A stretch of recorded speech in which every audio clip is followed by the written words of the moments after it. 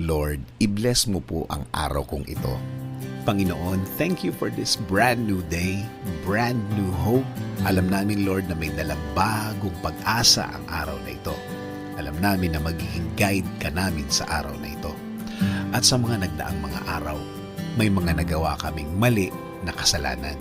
Kaya Lord, we're asking for your forgiveness. We're asking for your mercy. Patawarin niyo po kami dahil minsan nadadala kami ng mga tao at sitwasyon sa araw-araw. Ngayong araw, please continue to give us wisdom.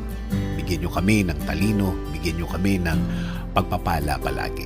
Kailangan namin ng mga ito, Panginoon, sa pagharap sa aming araw-araw.